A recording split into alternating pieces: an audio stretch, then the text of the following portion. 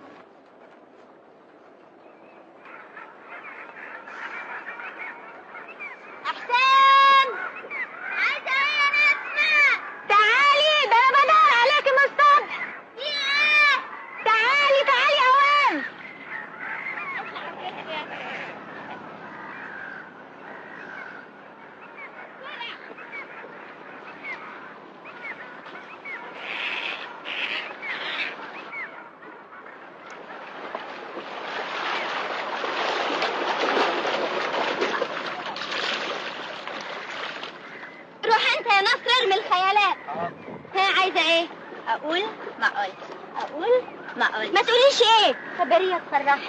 اخس عليكي لما هي تفرحني اهون عليكي؟ لا بس ما اقولش كده، لله في لله. عايزه ايه؟ انا كاتبه مكتوب. مكتوب لمين؟ لصلاح الشكاري. لصلاح الشكاري؟ ايوه مكتوب حب. ينيلك ده لو وقع في ايد ابويا يقطم رقبتك. ابويا ما يعرفش يفك الخط. وعايزه انا اعمل لك ايه؟ اشتغل لك بوسطجي؟ لا انا كاتباها بالبلدي وعاوزاكي تحوري وتدوري وتطعمي بالفصيح زي كلام الروايات اللي بتقريها. طب وريني. كاتباها في ورقه لحمه، ما هو ما لقيتش ورقه جبن.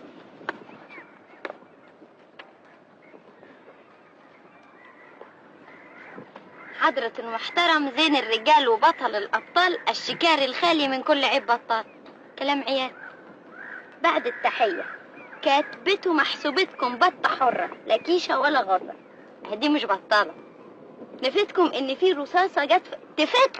رصاصة جت في قلبها من حضرتكم ودمها سايح وبتكاكي وتقول كاك كاك كاك، وده معناه في لغة البط الخضاري والكولفير وكل انواع البط الحر: احبك احبك احبك، فالى اللقاء في دار البقاء. وكواك كواك. ايه ده؟ 7 اسطر كواك؟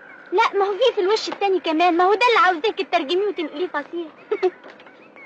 طب وايه معنى فإلى اللقاء في دار البقاء دي؟ علشان يعرف ان الحب عذاب وموت. لا ده انا بالنسبة لي الحب سعادة وهنا. وايه كمان؟ الحب جميل بيملى القلب والعين جمال. قبل ما اعرفه كانت الدنيا دنيا، دلوقتي الدنيا جنة. كان قلبي يقول لي انت مولودة عشاني، دلوقتي بقول لقلبي انا مولودة عشانك. الحب طير، ارضه السما وسماه القلب.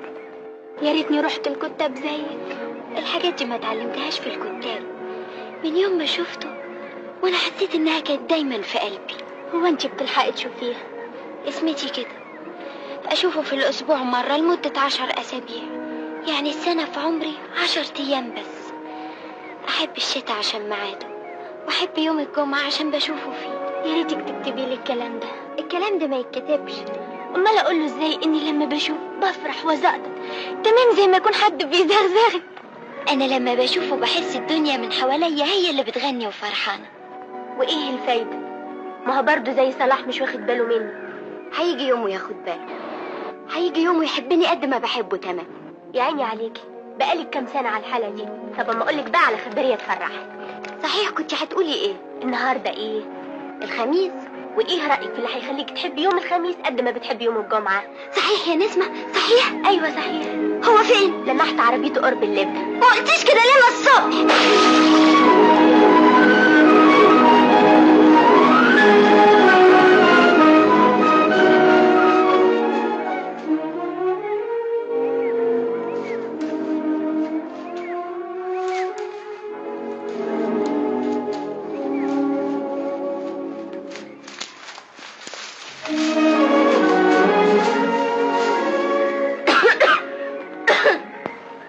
ايه ده؟ مش تخبطي الاول؟ هو فين الباب اللي هخبط عليه؟ انت فين يا اخي من بدري؟ يلا بينا نشوف اللبة عملت فيها ايه. طيب انا هستناك في العربية يا ممدوح. طيب.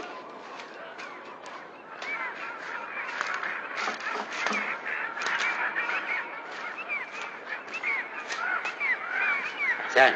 ايوه يا دكتور ممدوح. الحمد لله على السلامة يا دكتور ممدوح. الله يسلمك. يلا بينا نشوف اللبة.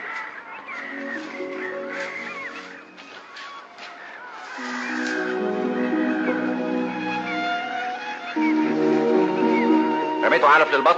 في كل جزيرة. ابويا من صباحية ربنا لف عليهم واحدة واحدة. شلتوا المية من اللبن؟ من غير ما تقول يا دكتور ممدوح. لا برافو عليك. عليك ده ايه بس؟ عليكي. يلا نقف على اللبدة نمرة 1.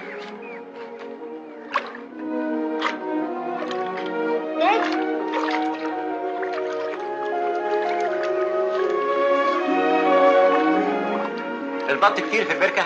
مليانة يا دكتور، وكله خضاري وكلفات. مفيش ولا بطة كيشة ولا غرة؟ طبعا فيه. هو هيطير ليه بدل ما فيش حد بيرضى يصطاده؟ دز يا نصر دز.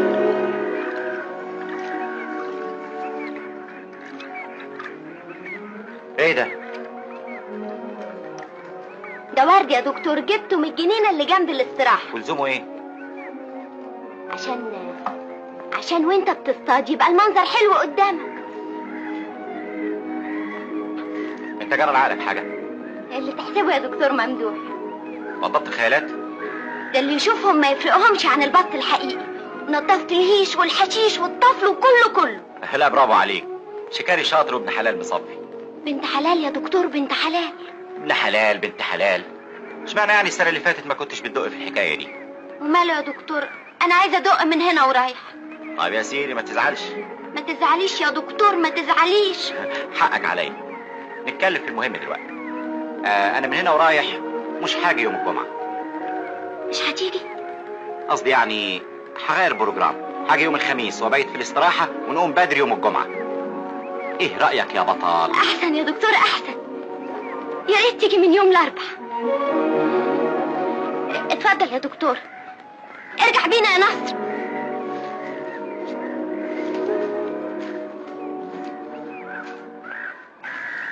ايه ده يا ممدوح؟ خلاص ولا لسه في حاجة تانية؟ لا خلاص. ممكن نروح الاستراحة؟ ايوه بس من غير نرفزة.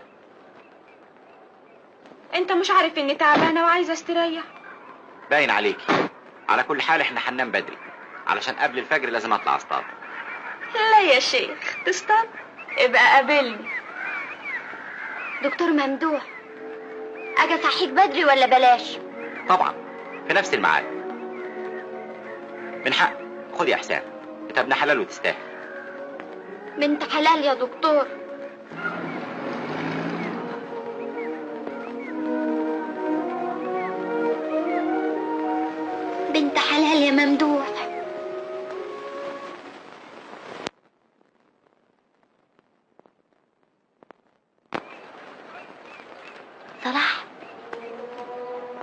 ايوه. بقالك زمان هنا؟ زمان. كنت عايزني في حاجة؟ ما نستغناش، ابوك عاوزك عند البيت. صلاح، بتعزنا يا صلاح مش كده؟ ربنا يعلم القلوب فيها ايه. لو اطلب منك خدمة. من غير ما تطلبي يا احسان. انا محوشة 9 جنيه والعشرة اهو. انت بتنزل مصر كتير، تقدر تشتري لي فستان حلو زي اللي لابساه الست اللي مع الدكتور ممدوح؟ انهي ست فيهم؟ ده كل يوم مع واحدة شكل. عارفة يا صلاح عارفة. ما اقدرش ارفض لك طلب يا احسان.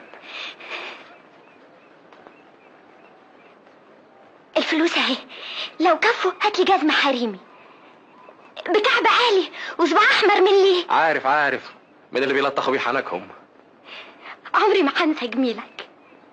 وحتى ان نسيتي ربنا يعلم القلوب فيها ايه.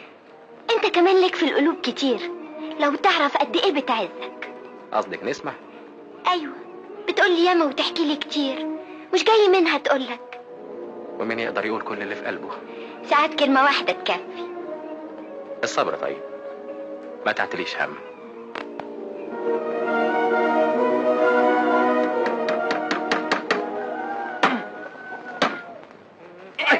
اختش يا بنت يا حسان. ايه عيب البنت تهزر مع ابوها؟ عندنا عيب. الكلام ده في البلد لكن هنا ما حدش شايفنا. اختش يا بنت، ده انا في جيبي مكتوب من حمدان ولد عمك جانا اليوم، باين عليه مشتاق قوي. يا ساتر. عيب يا بنت هتقولي كده على ولد عمك.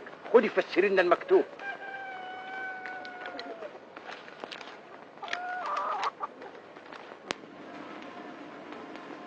كواك. ايوه كده، والله فكرة يمكن يفهم. يا ريت يا نسمة يا ريت.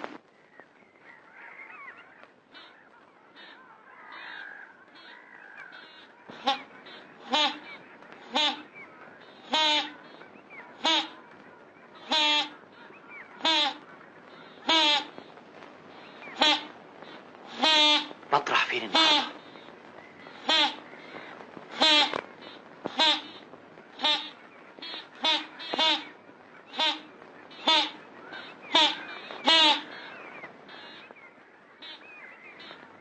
دكتور ممدوح.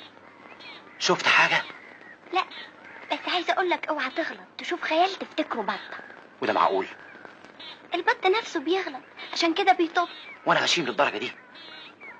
مش قصدي، بس يمكن ما شبعتش نوم. تجرى عليك ايه النهارده؟ اصل البط زي الستات، ياما خيالات الواحد يفتكرها بط. وبعدين في الغلبة دي هتطفش البط. بطل كلام مزمر.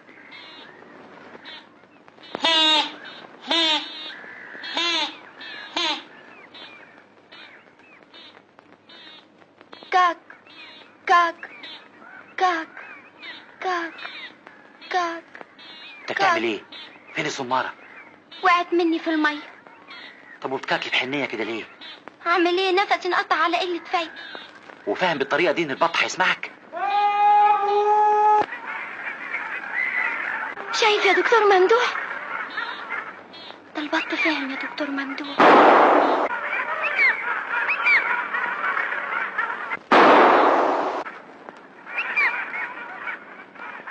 الكرديلا 10 تجواز وفردة، محدش ضربهم من اول الموسم، ده غير اللي خدتهم انا. بركة في احسان. وانا عملت ايه يا دكتور؟ ايه، وحد جاب دور الارض الا كواك بتاعك؟ ده فرحتي. كريمة يلا بينا. شايفة الزنبلك؟ انا متهيألي وسطها التحتاني ماشي لوحده.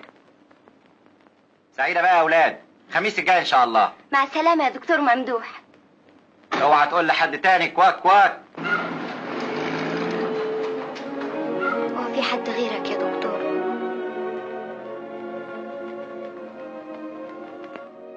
مش معنى يوم الجمعة بيفوت بسرعة؟ اصل يوم اجازة. يا عبطك تعالي.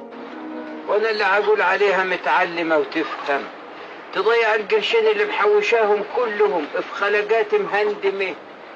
وانت يا صلاح يا عاقل الطوحة على عقله. يا احسان ما بقاش صغيرة يا عم ابراهيم، القميص والبنطلون دول للرجالة. انا دايما شايفها راجل، عشان كنت رايد ولدي ايام ما ربنا رزقني بيه.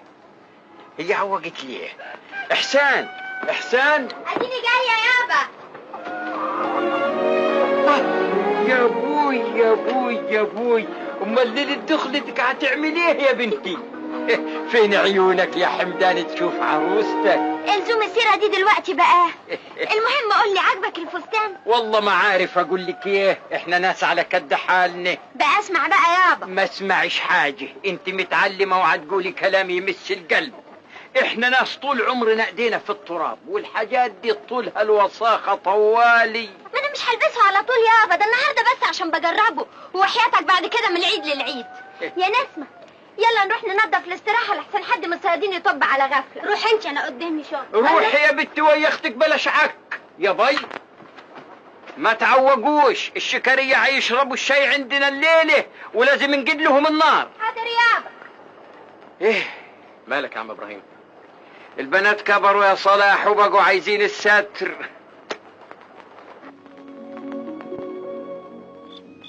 الدنيا لست يا احسان. يا ترى ايه اللي اخره؟ يمكن غير رايه وبكره يجي الست اول. وايه الفايده؟ بكره هرجع وشكاري تاني بالبنطلون، يعني ولا هتشوفني بالفستان ولا بالكعب العالي. الجمعه الجايه بقى وعليكي خير. هو الموسم فيه كام جمعه يا نسمة؟ طب يلا بينا بقى احسن ابوك يستعوقنا ويزهق. يستعوقنا؟ انا عارفه انت عايزه ترجعي ليه. يا خساره الفطيره المشلتته اللي عملتها له. ناكلها احنا.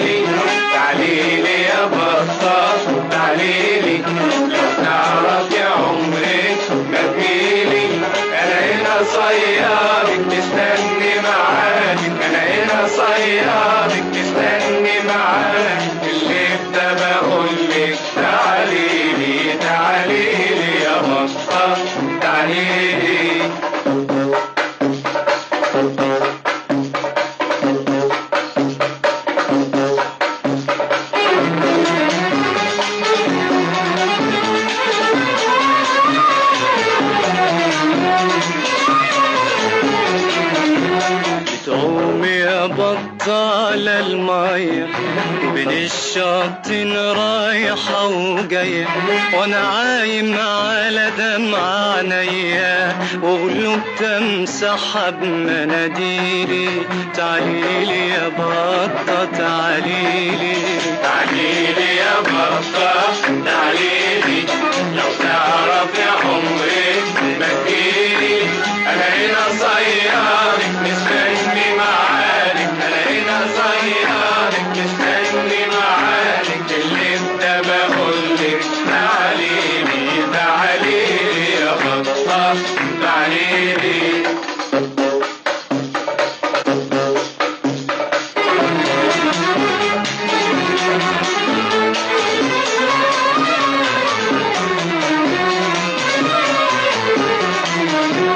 إن شفتك أفرح وأغني ومعايا وبرضه بعيد عني، وفي بعدك ما سألت عليا وفي قربك ولا بتبصيلي. تعاليلي يا بطة تعاليلي، تعاليلي يا بطة تعاليلي، لو تعرف يا عمري ما تجيلي. أنا هنا صياد مستني معادك، أنا هنا صياد مستني معادك. باللي أنت بقولك تعاليلي. مش كنا استنينا شوية؟ هعمل ايه دلوقتي؟ تسمعي سماح دلوقتي هيغني.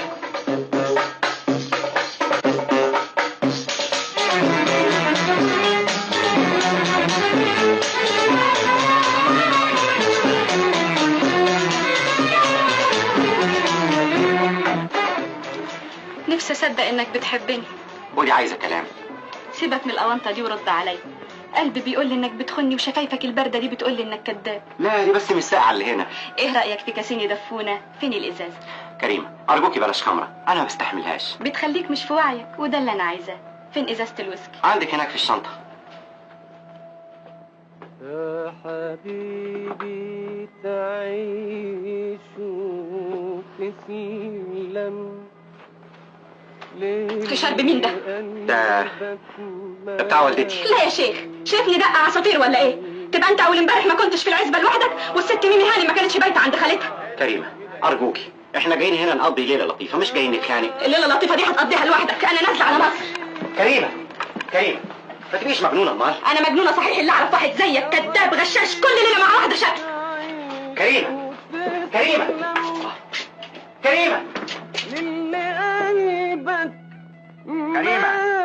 ابعد عني بقول لك، سيبني أسلم. إذا بالك مش بينهم يتخانقوا مع بعض. ربنا وحده اللي يعلم القلوب جواها ايه، القلوب جواها ايه. يا وخيالك هو اللي بقيلي وكفايه عليا انه يجيلي احكي له عليكي ويحكيلي.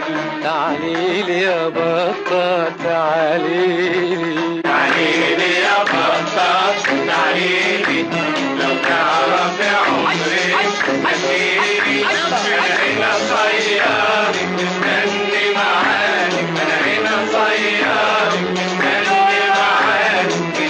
كلمة بقولك تعاليلي يا بطة تعاليلي.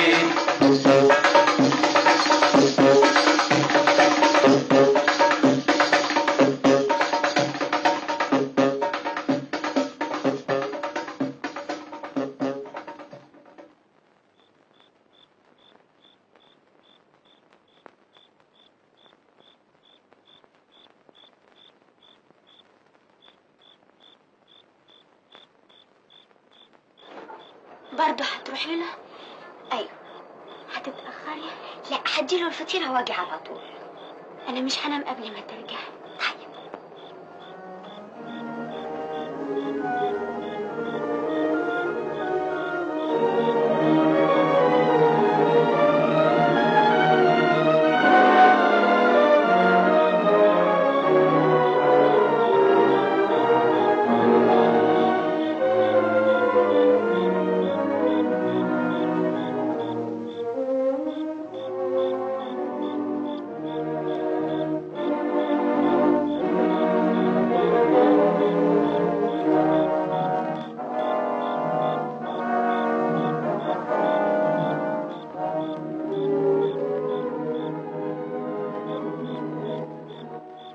كل الستات خرس زيك ما بيتكلموش. اديني بوسة.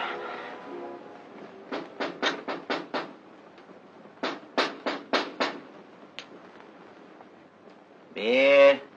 انا احسان يا دكتور ممدوح. احسان؟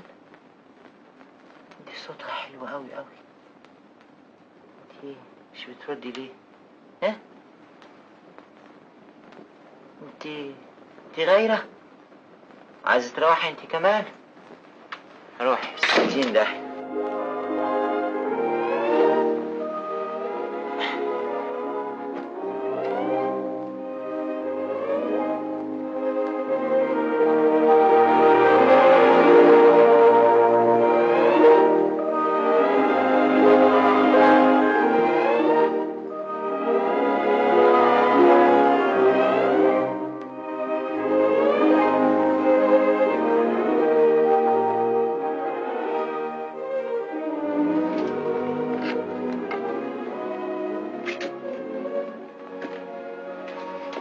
دي فطيرة مشلتتة، عملتها لك بإيدي يا دكتور ممدوح. مالك يا دكتور، انت كنت نايم؟ نايم؟ أنا؟ أبدا أبدا أنا كنت مستنيكي. أنا؟ طبعا. هو في حد غيرك؟ أنت تعبان يا دكتور؟ بالعكس، أنا فرحانة أوي اللي أنت جيتي. صحيح؟ أنت ما عندكيش فكرة أنا بقالي قد إيه مستنيكي. مستنيني؟ طب وأنت تعرف منين إن أنا جاي؟ منين؟ قلبي حاسس. أنت نزلتيلي من السما. بتتكلم جد يا دكتور؟ طبعا بتكلم جد. أنت ظاهر ما عندكيش فكرة أنت قيمتك عندي قد إيه. أنت بتقول إيه يا دكتور ممدوح؟ أنا مش دكتور ممدوح، أنا شاطر حسن وأنتي ست الحسن كمال. صحيح؟ يعني عرفت دلوقتي إني بنت حلال؟ هو أنتي بنت حلال وبس؟ أنتي بنت باشا، أنتي بطة كولفير، مش هتطيري مني أبدا. أمال ما كنتش واخد بالك مني قبل كده ليه؟ عشان كنت مغفل، كنت أعمى، لكن أنا دلوقتي في الجنة عشان أنتي جنبي. عيب يا دكتور ممدوح. عيب ليه؟ أنا بحبك وأنتي بتحبيني، كده ولا لأ؟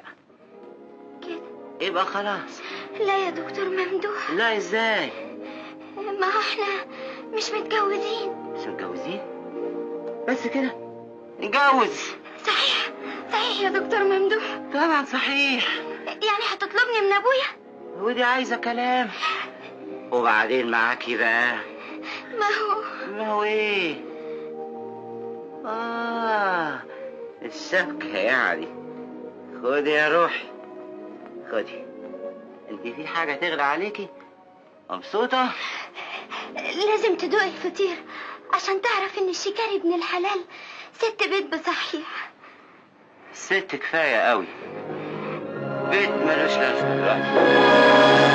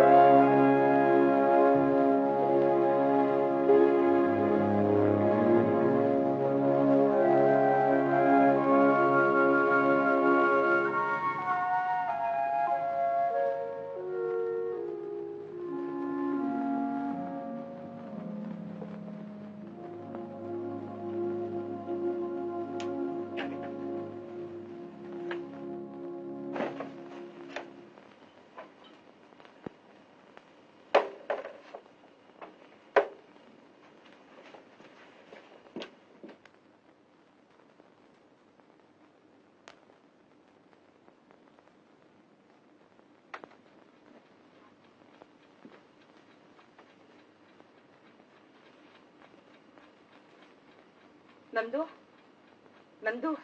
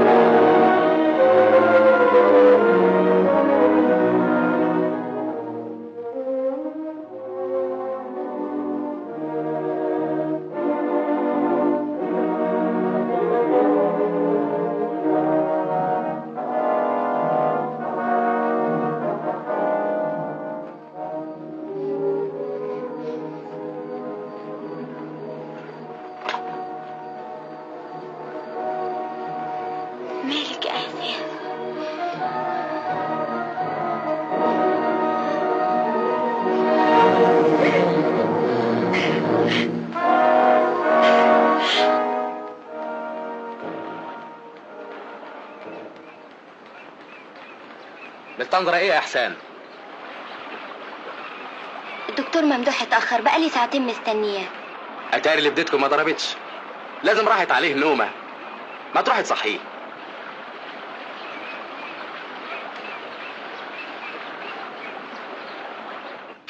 اعتبر ان انا اصطلحت.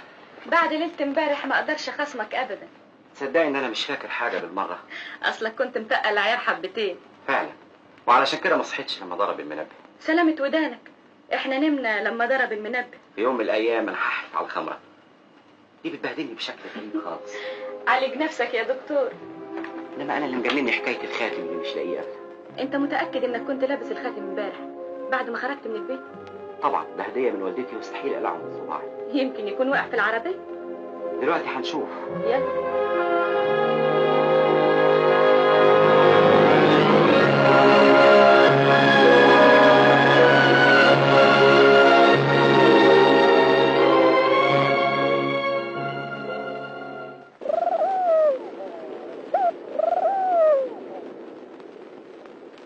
ده كل موسم ما بيفوتش جمعة ما يجيش فيها. يا ترى ايه اللي ما خلاهوش يجي الجمعتين اللي فاتوا؟ دلوقتي لما صلاح يرجع من مصر هيقول لنا. القطر وصل اهو، اقعدي نستناه، انا قلت له جينا هنا.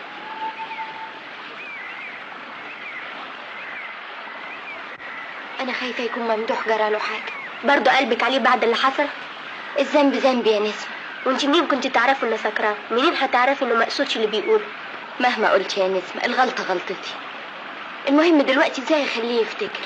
الخاتم معاكي، والبني ادم ما يخلعش خاتم من ايده غصب عنه. افرض انه صدقني وقبل يتجوزني، يبقى هيعمل كده غصب عنه عشان يسترني بس. ايوه، الست دلوقتي اهم من اي حاجه تانية يا احسان. احسان، خير يا صلاح؟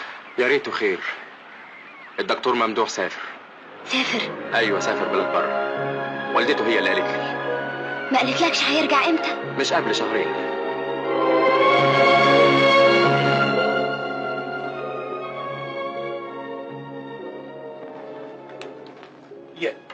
ما تاكلي يا احسان. خلاص شبعت يابا. ده انت ما اكلتيش لقمتين على بعض. مش قادرة يابا، نفسي غمى علي. ما تقوليش الكلام ده، امال فرفشي فرفشي. النهارده في قطر المغربية هيوصل ولد عمك حمدان. عارفة يابا. هتقوليها من غير نفس. عايزني اقولها ازاي؟ والله يا بنتي انا ما عاوز حاجة من الدنيا الا اشوفك متجوزة وعيالك مالية علي الدار. ساعتها موت مطمن. حمدان بكرة تحبيه، ده ولد عمك وجدع زين. مين في بلدنا ما يتمناش يعطي بنته الحمدان؟ كل البلد تخافه وتحترمه. عارفة يابا عارفة. انا نفسي اشوفك النهارده في فستانك الجديد اللي ما شفتوش عليك غير مرة واحدة بس. النهارده المغربية عاوز اشوفك عروسي.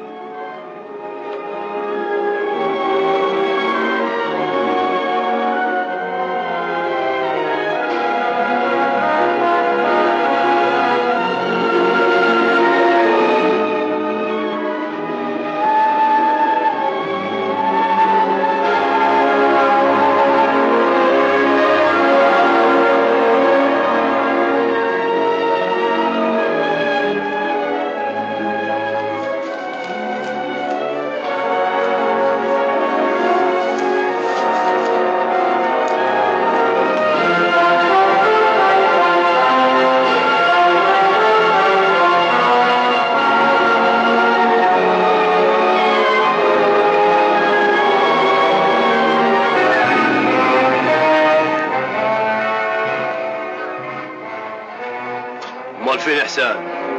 هي مش عارفه اني جاي؟ دي هي اللي قرت لنا مكتوبك. الدنيا تمست قوي، هي لها عادة تتوخر كده؟ ابدا، دايما من العشاء في الدار. صلاح خير يا ولدي؟ دورت عليها في كل حته، على الطريق، في الاستراحه، حدا البركه، ما عطرتلهاش على قطر. وبعدين؟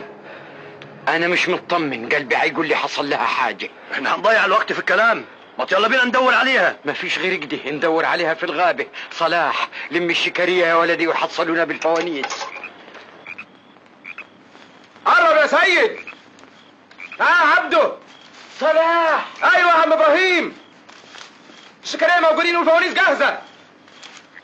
تعال معايا يا صلاح انت وسيد، وانتوا دوروا مقبل ونتقابل عند مرسى اللبد البحرية.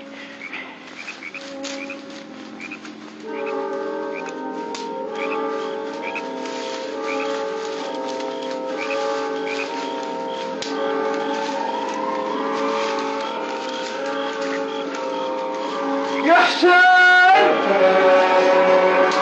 حسين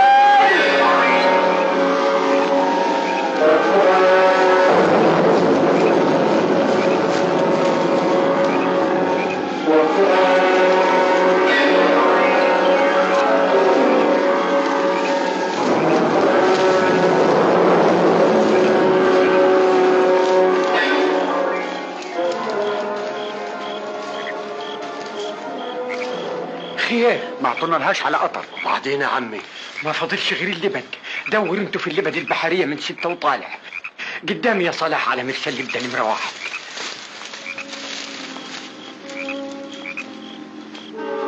خليك انت على البر يا صلاح ونور لنا بالفانوس، وانت يا سيد حط فانوسك وانزل دزني.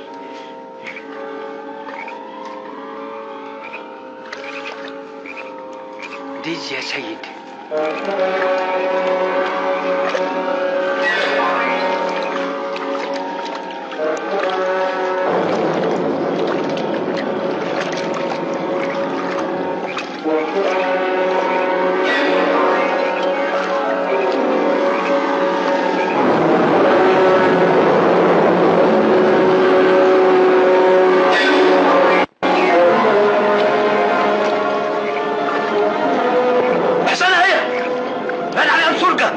على هناك يا سيد.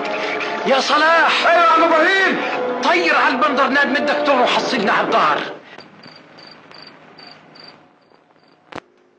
مين اللي هتك عرضنا؟ انطقي.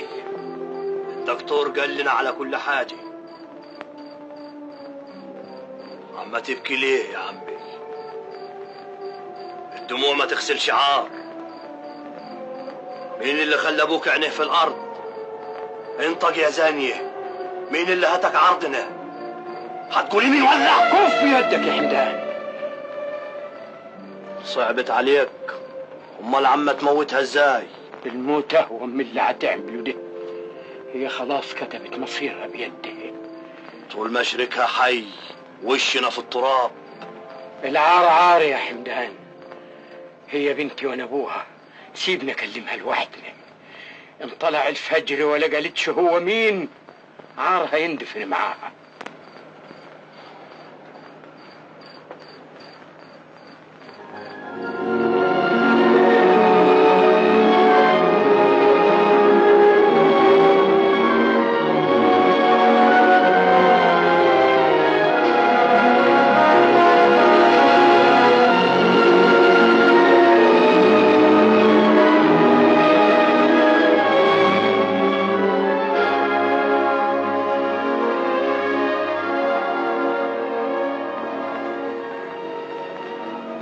النهار يا حسان. مش هتقولي مين؟ قلت يا محكوم بيه عليا هيتغير. يعني بتحميه؟ لا يابا انا بحميك انت. مش عايزه ايدك الطاهره يبقى عليها دم بنتك ودم.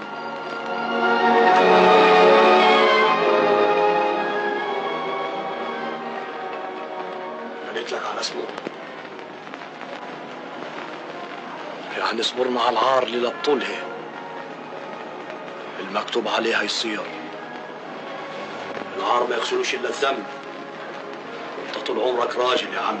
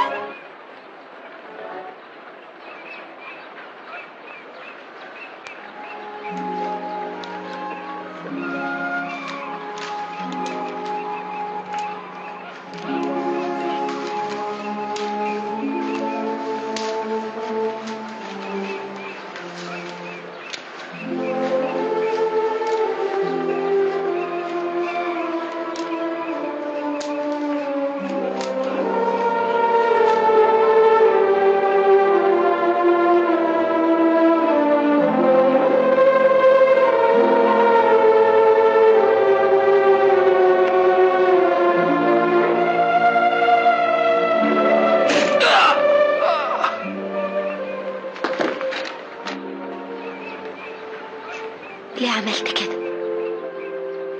ما يخلصنيش ينقال على عم ابراهيم انه قاتل بنته. عاتل هم ابويا، عارفه كلكم مستعرين مني. ما انتش عارفه، ربنا وحده يعلم القلوب فيها ايه.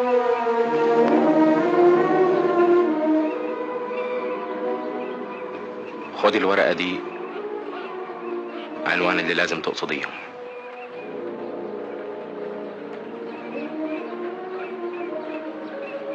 مستنيه ايه؟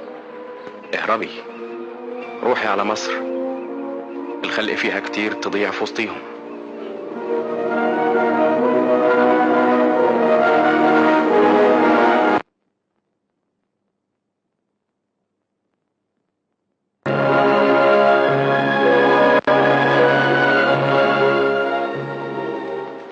ايه اللي يثبت لي انك بتقولي الحقيقه؟ ليه ما تكونيش سرقاه؟ ازاي تقولي كده يا هاني؟ ده هو اللي اداهولي. بلاش سرقاه، يمكن لقيتيه مرمي في اي حته. ما حصلش، انا ما اعرفش اكذب. ما تعرفيش تكذبي، لكن تعرفي تفرطي في شرفك. كانت غلطه. عايزه تقولي غلطه ممدوح ابني، اظن اغتصبك بالقوه. هددك يمكن. لا، الغلطه غلطتي، لكن ده ما يمنعش ان ابنك اداني الخاتم ده ووعدني بالجواز. كده مره واحده؟ لو كنت اجوزه لكل واحده تستلطفه ما كانش البيت ده يساعكم. انت دلوقتي عايزه ايه؟ تستريني، ربنا يستر. فهمت.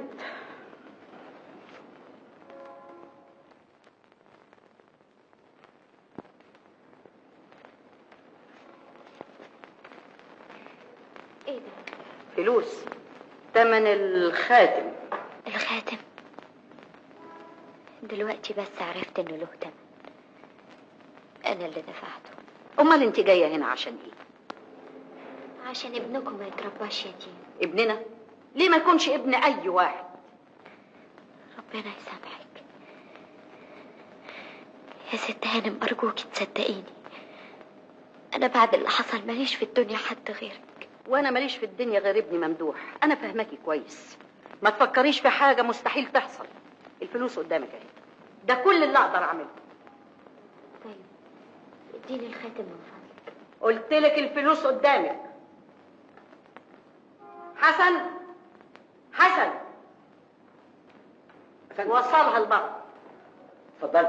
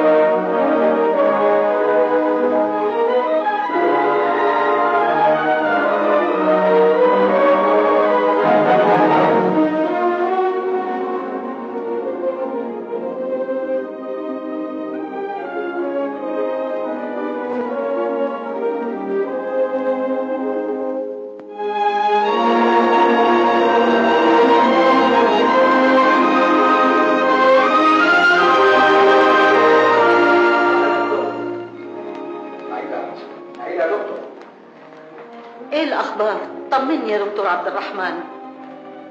والله يا عنايات هانم الاخبار مش ولا بد. يعني خلاص ممدوح اتحجز في اوروبا؟ لا هو ولا زملاته ممكن يرجعوا الا لما تنتهي الحرب، ولا عن طريق البحر. بكل اسف يا عنايات هانم السكك كلها مقفوله، ومحدش يعرف امتى تنتهي الحرب، ويمكن اموت من غير ما اشوف. ايه الافكار السوداء دي يا هانم؟ ممدوح بخير وبكره يرجع لك بالسلامه. التفت انت لصحتك، ضغط الدم اللي عندك مش لازم يرتفع ابدا. استأذن انا بقى. لسه بدري يا دكتور. والله لازم امر على المستشفى. بدي اسألك سؤال، مين البنت اللي خرجت من هنا؟ انا ما شفتهاش عندكم قبل كده. بنت مسكينة اخذت اللي في الاسم وخرجت. ده مش كتير عليك يعني يا هانم، بيتكم دايما مشهور بالكرم والجود. تصبحي على خير. وانت بخير يا دكتور.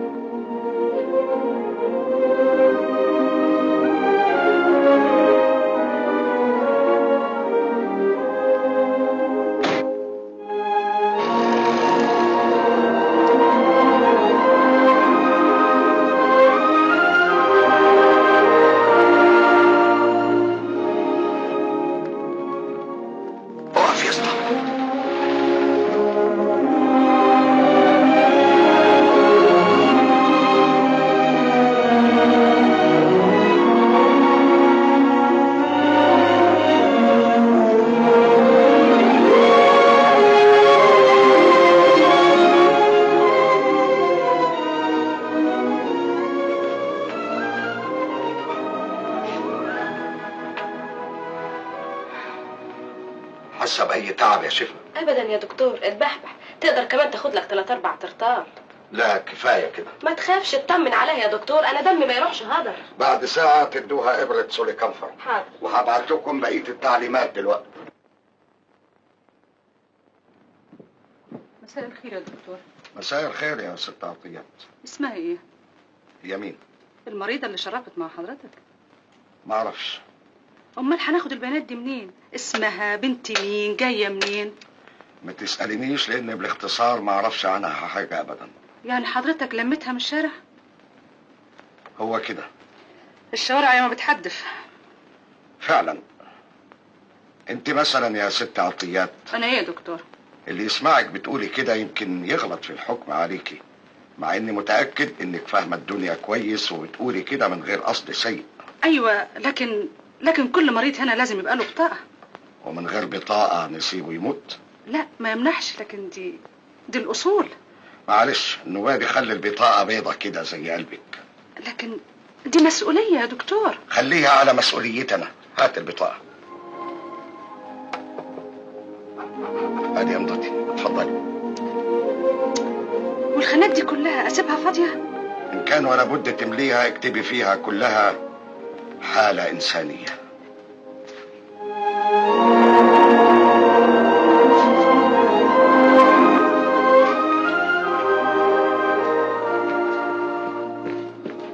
عزيزة ايوه يا شيخ، الحقي نمرة 2 في البريم. مالك؟ اديله حقنة تقوى قلب. ليه جات له كريزة ثاني؟ لا جات له الفاتورة. يخرب عليك. اعمل ايه؟ دم خفيف، شربات يا ناس. صباح الخير. صباح الخير يا شيخ. الله، انت عرفت اسمي؟ ازاي الحال النهارده؟ احمد. النبض عال، نقيس الحرارة بقى. على فكرة كتر خيرك يا شيخ. على ايه؟ عرفت انك اتبرعتيلي. شوية الدم دول ما تكبريش الحكاية. اقفلي بقك شاطرة. تعرفي الدكتور حلمي بيقول عليا ايه؟ ورش الدم. اللي ما عندوش دم يجي عندي انا. ما تضحكيش من فضلك، انا بتكلم جد.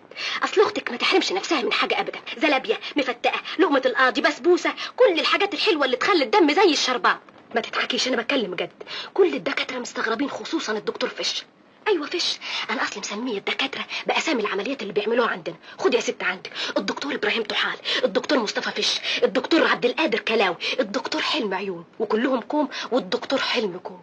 ده دكتور العينين، عينيه قتلاني، واخته كلها نظر. ما تضحكيش، انا بتكلم جد.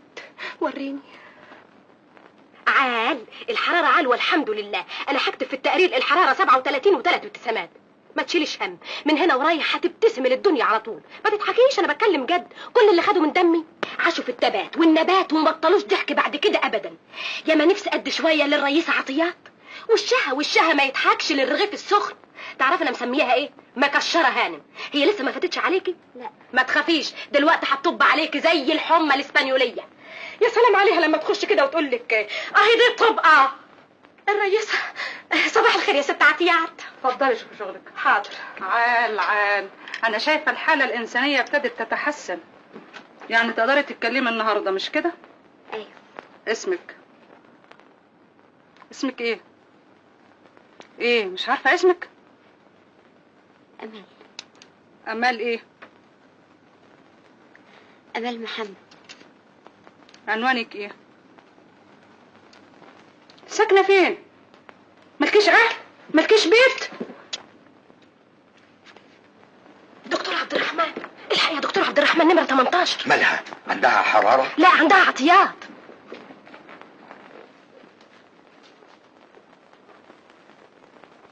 يعني ما خدتش منك حق ولا باطل؟ انت فاهمه نفسك فين هنا؟ احنا في مستشفى مش في ملجأ. تعرفي مستشفى يعني ايه يا ست عطيات؟ يعني اللي يرحم الناس ربنا يرحمه. اتفضلي انت دلوقتي. عال عال عال، انا شايف الحالة اتحسنت قوي. كتر خيرك يا دكتور. على ايه؟ على المعروف اللي عملته فيا، من غير ما تسألني سؤال واحد، من غير حتى ما تعرف انا مين. يا بنتي انا ما عملتش غير الواجب. تعرفي الدكاترة شعارهم ايه؟ ما تقوليش انت مين وقول لي علتك ايه. يا ترى في شعار تاني يقولك تلم واحدة من الشارع وتحطها في أوضة زي دي؟ اذا كان لابد تعرفي، انا عملت كده لسبب، مسألة شخصية، سر ما اقدرش اقولك عليه دلوقتي. سر؟ ايوه، لكن اوعدك هتعرفيه في الوقت المناسب يا امال. ما تصدقش البطاقة يا دكتور، انا ما اسميش امال. ده ما يمنعش انه اسم ظريف زيك تمام. انا ما استحقش المعاملة الطيبة دي، يا ريتك سبتني اموت. من يوم ما جيتي هنا وانا بتمنى شيء واحد، انك تعيطي. الدموع هتريح قلبك. انا غلطت يا دكتور، جبت العار لأهلي. ومين فينا المعصوم يا بنتي؟ حبيته ليه بس؟ حبيته ليه؟ غلطتك مش في كونك حبيتيه، غلطتك كونك معرفتيش ازاي تحبيه. الخطيئة شر، ده صحيح، لكن أشر منها إننا نقفل عينينا ونسد ودنا وما نعرفش سببها إيه. يا بنتي أنت لسه صغيرة، وفي إيدك الغلطة اللي ارتكبتيها دي تكون تجربة تخليك تعرفي الحياة أكتر. الحياة دايما مش جميلة، وكمان ما هياش بشعة زي ما بنتصورها. فيها حاجات كتير تخلي الواحد يعيش علشانها. مثلا البيبي اللي جاي عايزاه ايه، ولد ولا بنت؟ معرفش يا دكتور، معرفش حتى اذا كنت هحبه او اكرهه. تكرهيه؟ سدي حيلك انت وخليه يشرب، وبعدين هتعرفي اذا كنت هتحبيه ولا تكرهيه.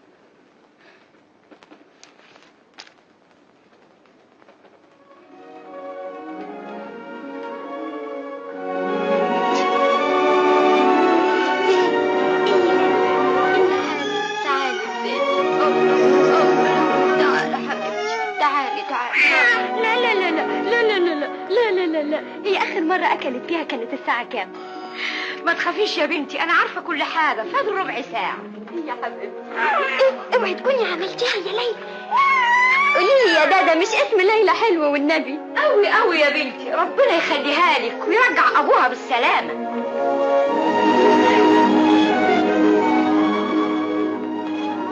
عرفت دلوقتي كنت بتحب بنتك ولا لا؟ دكتور عبد الرحمن، ازيك يا امال؟ الحمد لله يا دكتور. خد يا دادا. انا شايف الابتسامة منورة وشك. الابتسامة دي تبقى ليلى يا دكتور. صحيح، الجنة تحت اقدام الامهات، بس مش الامهات اللي زيي. وبعدين بقى الحكاية دي اتكلمنا فيها كتير، وانا شايف من الافضل انك تنسي الماضي خالص وما تفكريش بس الا في المستقبل. مستقبل مين؟ مستقبلي انا ولا مستقبل بنتي؟ مستقبلكم انتوا الاتنين. ام عايشة باسم غير اسمها، وبنت عايشة من غير اسم. البنت دي لها اب، هيرجع في يوم من الايام وهيعرف واجبه. يا دكتور انا حكيت لك حكايتي وفاهم ظروفي كويس، ما افتكرش. فاهم يا بنتي فاهم، وعلشان كده فكرت في طريقة تحل الاشكال ده كله وتسعدنا انا كمان. تساعدك؟ ايوه. ايه رأيك اذا سمحت؟ طبعا انا اتبنى ليلى.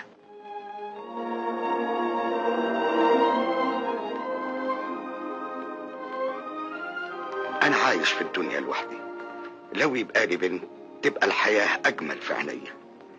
اذا حبيتي تعيش معاكي باسمي مش هحرمك منها، ما تخافيش. الشيء الوحيد اللي خايفة منه اني مش هقدر ارد لك معروفك. ده ما اسموش معروف لاني قبضت ثمنه. قبضت ثمنه؟ ايوه، عملة صعبة اسمها السعادة. تفتكر في حاجة اسمها سعادة في الدنيا دي؟ والله يا بنتي السعادة دي كلمة كبيرة محيرة الناس كلها. كل اللي اعرفه عنها اني شفت صورة منها دلوقتي وانت شايلة بنتك. مش قادرة اتصور لو ما كنتش قابلتك كنت هعمل ايه. احنا مش اتفقنا نبطل الكلمة دي؟ انا عملت ايه فهميني. عملت ايه؟ كفاية المدة اللي قضيتها في المستشفى، كفاية البيت ده اللي سترتني فيه. اولا المدة اللي مضيتيها في المستشفى ما كانتش لله. من يوم ما استرديت صحتك ليوم ولادتك وانت كنت بتساعد الممرضات وبتخدمي العيانين. والبيت سبق قلت لك ان البيت ده بيتي وبقاله سنين فاضي. ايوه يا دكتور، بس انا لازم ادور على شغل، ما اقدرش اعيش على طول كده. ضروري، وانا فعلا لقيت لك شغلة بس متعبة شوية. صحيح يا دكتور. انت سألتيني دلوقتي اذا كانت السعادة موجودة. ايه رأيك في شغلة تتعب جسمك وتسعد قلبك؟ ايه رأيك تكوني ممرضة؟ ممرضة؟ ايوه، اللي اتألم زيك من السهل عليه يحس آلام الناس. والمثل قدامك يا بنتي. انا من سنين كنت عايش في البيت ده مع الست بتاعتي، وكنا منتظرين مولود يملى علينا البيت. يوم ما خرجت للمستشفى علشان تولد ما رجعتش لا هي ولا المولود. كانت الصدمة شديدة عليا، اسودت الدنيا في وشي واليأس ملأ قلبي. حاولت اشغل نفسي علشان انسى، اديت كل وقتي للمحتاجين والمساكين والمرضى اللي بين ايديا. وفجأة اكتشفت طريق السعادة. تعرف ازاي؟ في ابتسامة كل محتاج، كل مريض كنت بخفف عنه الألم. وانت كمان يا امال في امكانك توصلي للسعادة عن طريق اسعاد الغير. فكري يا بنت كويس في كل اللي قلته لك واطمني، هتلاقيني دايما جنبك.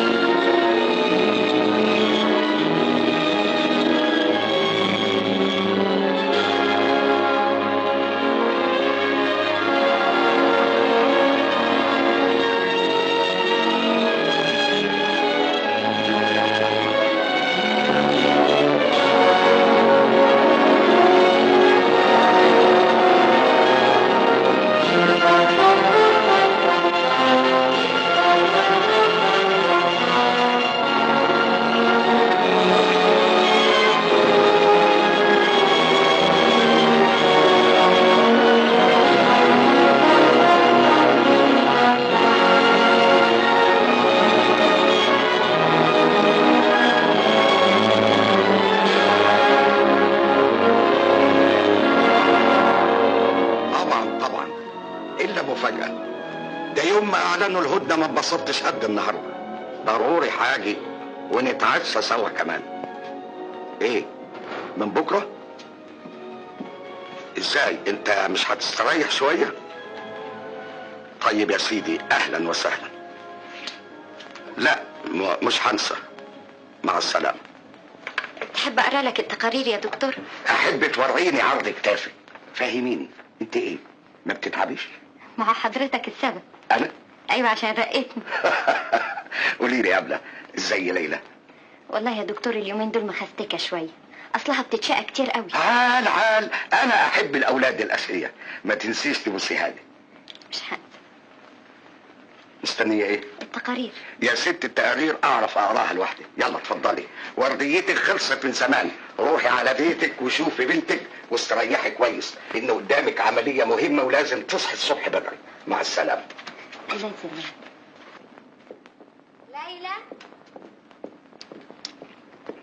ليلى عامله نفسها نايمه.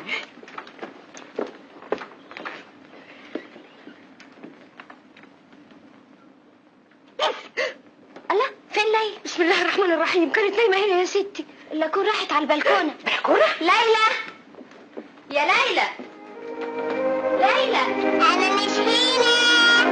اخص عليك يا كده تخدي ماما. خدتي خطبه كبيره.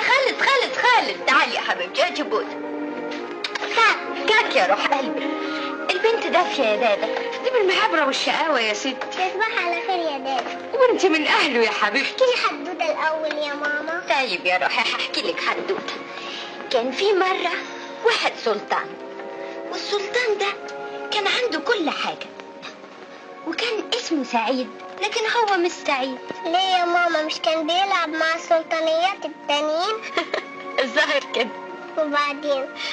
وبعدين قالوا له عشان يبقى سعيد لازم يلبس قميص واحد سعيد. وبعدين قعدوا يدوروا من هنا لهنا عشان يلاقوا واحد سعيد أبدا. وبعدين فين وفين لقوا واحد راعي غنم عجوز وقاعد بيغني. وبعدين قالوا له يا راجل انت مبسوط؟ قال لهم انا مبسوط وسعيد 24 قيراط. قالوا له طب فين قميصك؟ بص لتقوه ما عندوش قميص. بعدين خلاص توته فرغت الحدوته. امال ليه كان مبسوط يا ماما؟ عشان كان عنده ناس يحبهم وهم كمان يحبوه. وانا كمان بحبك وبحب الدكتور عبد الرحمن. قولي لي كمان حدوته. لا يا حبيبتي انت لازم تنامي دلوقتي لحسن انا خايفه تصبحي عيانه. حاضر يا ماما. انت بتحبيني قوي يا ماما؟ قوي يا روح قلبي. نامي يا روحي.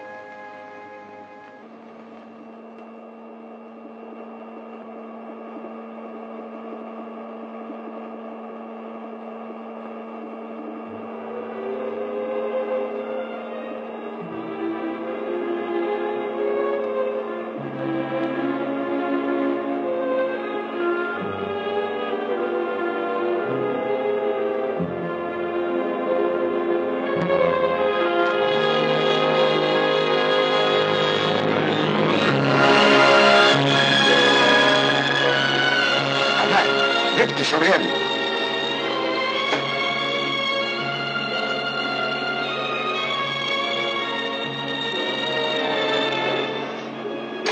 شوفها خدي محلها.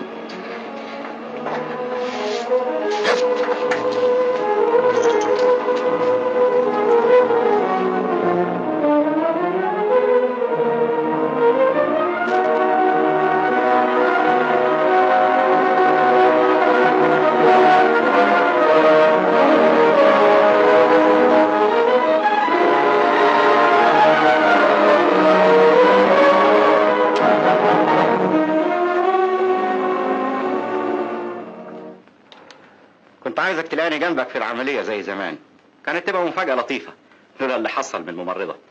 هي بالها قد ايه في المستشفى؟ حوالي 5 سنين، مش فاكر بالظبط. ده اللي يشوفها النهارده يقول عليها غشيمة قوي، أول مرة تحضر فيها عملية. طيب ايه رأيك انها من اكفأ الممرضات اللي موجودين عندنا؟ يمكن، انما انا محلك ما اعمل لهاش. بالنسبة لماضيها هنا في المستشفى انا اعذرها. انت عارف الستات اي حاجة بتحصل في حياتهم الخاصة بتأثر على اعصابهم. هي اسمها ايه؟ امال. انا شايفك مهتم بيها قوي. امال؟ انا متهيألي شفتها قبل كده. هنا في المستشفى مش ممكن. ما اظنش، انما العينين والنظرة انا فاكرهم كويس. ما انت مشهور جراح وخبير في العينين والنظرات. يا ترى تصدق لو اقول لك ان ممدوح زمان اتغير؟ ما صدقش ليه؟ الحرب علمتني كتير قوي. لا مؤاخذة. تعالي يا امان تعالي، دي فرصة كويسة علشان اعرفكم ببعض. الدكتور ممدوح سامي. امان. تشرفنا. الشرف لنا يا دكتور. احنا مش اتقابلنا قبل كده؟ ما افتكرش. يبقى انا غلطان. يمكن. عن اذنكم. اتفضل يا دكتور ممدوح.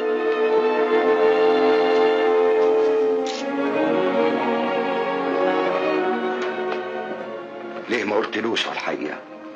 الحقيقة؟ ايوه، ليه ما قلتلوش انك عارفاه؟ اديك شفت بنفسك، ده مش فاكرني. كلمة منك كانت تساعده على انه يفتكرك. وافرض انه افتكر احسان الشكاري بتاع زمان، اقول له الباقي ازاي؟ انا شايف انه مادام رجع كل شيء ممكن يتصلح. مفيش حاجة هتتصلح. انا اهون عليا اموت وما صرحوش بالحقيقه.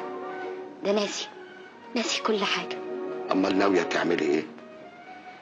انا كنت جاي اطلب منك تنقلني مستشفى تاني. يعني عايزه تهربي من ماضيكي ولا من حبك؟ حبي انتهى ومات من زمان. لا يا امال، ما تخدعيش نفسك يا بنتي. انت اتخلقتي علشان تحبي مش علشان تكرهي. ومع الاسف حبيت انسان مستهتر بيبص لكل واحده على انها ليله وتعدي. لو كنت بتفكري في بنتك ما كنتش تقول الكلام ده. يعني عايزني ادوس على كرامتي عشان خاطر بنتي؟ عايزني اركع تحت رجليه واقول له على حكايه هو ناسيها؟ افرض اني عملت كده، ازاي اثبت له ان ليلى بنته؟ ايه اللي يضمن لي انه يصدقني؟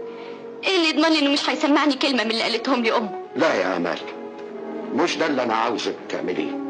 امال ايه اللي اقدر اعمله؟ قبل كل شيء لازم تصفحي وتغفري وتبعدي عن نفسك اليأس والحقد. ايد الحب تشفي يا امال، لكن ايد الحقد تجرح وتموت. حتى الخطيئة ممكن الحب يمحيها. فكري كويس ازاي تسامح والحب تسترد سعادتك وتكسبي رضا اهلك وتضمني مستقبل بنتك.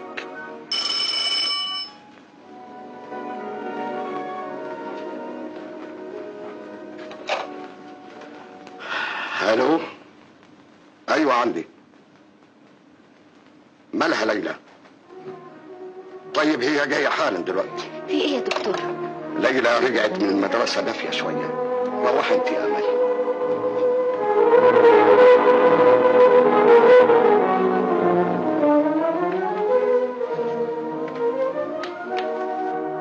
كم يا ستي؟ 40 وخطين. لازم خدت برد.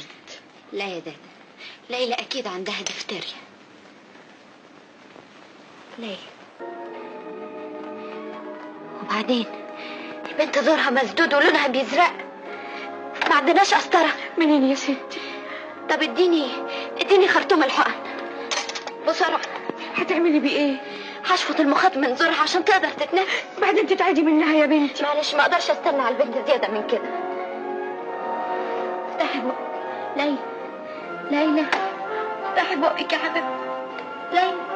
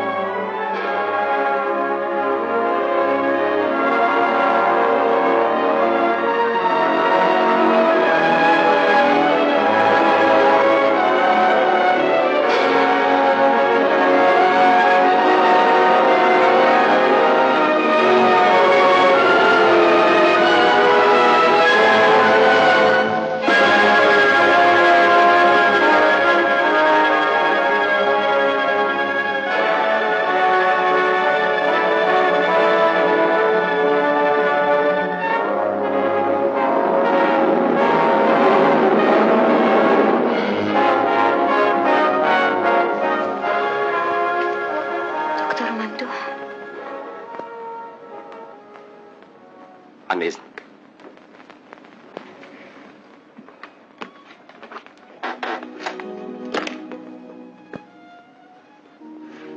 افتحي بقك يا حبيبتي.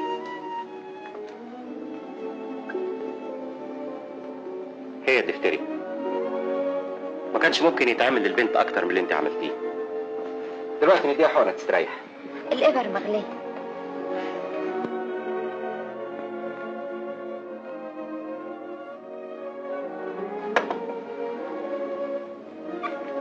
انت كمان لازم اديكي حقنه لانك اكيد اخدتي عدوى. ما تخافيش يا حبيبتي. ايوه بنت الوز عوام.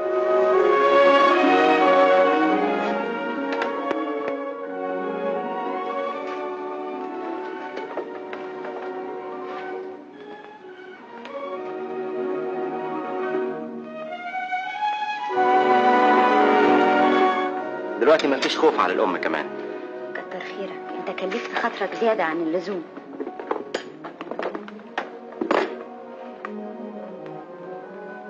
الحمد لله نفسها كويس دلوقتي.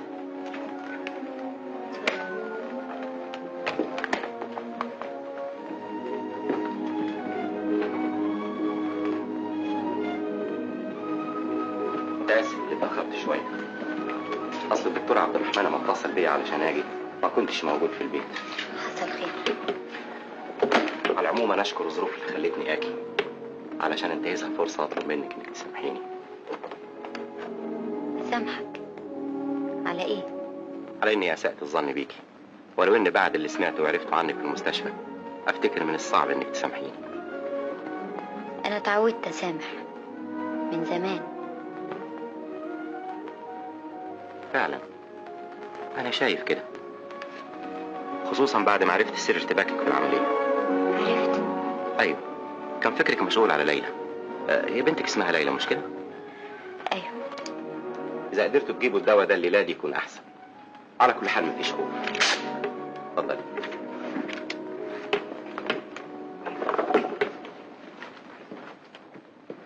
متشكرة يا دكتور. انا ما عملتش حاجه، جيت وشفت ام بتضحي بحياتها علشان بنتها.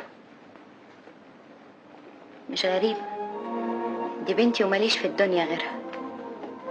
اذا كان ما عندكيش مانع تقدري تعتبرين من هنا ورايح اكتر من زميل، صديق كمان. واذا سمحتي حابب اجي اطمن على ليلى من وقت للتاني.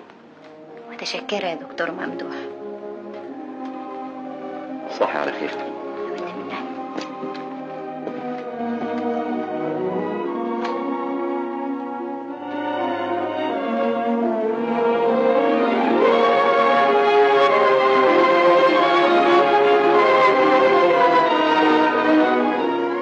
انا طلبت الانسه امال مرتين، انت ما بلغتهاش اني عاوزها ولا ايه؟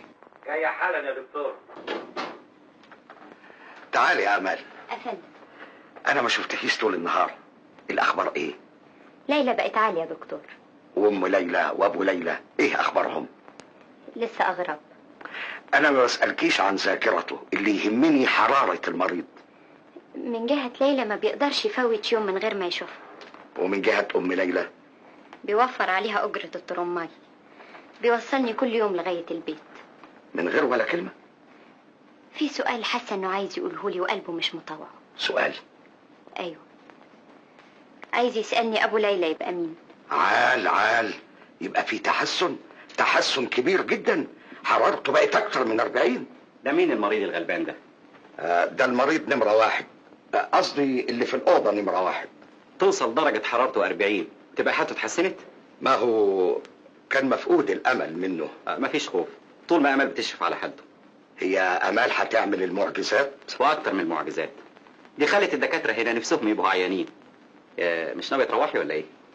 مفيش لزوم يا دكتور تتعب نفسك، ليلى خلاص بكرة هتروح المدرسة. أنا رايح لليلى بصفتي صديق مش دكتور، أرجوكي ما تتدخليش بيني وبينها. أيوة، مالكيش دعوة بيهم. طب دقيقة واحدة أسلم النبطشية وأحصلك عند العربية. اتفضلي.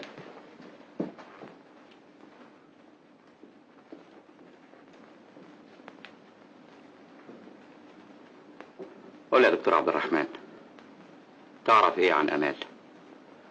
امال الممرضة ولا امال الانسانة؟ الممرضة عرفتها.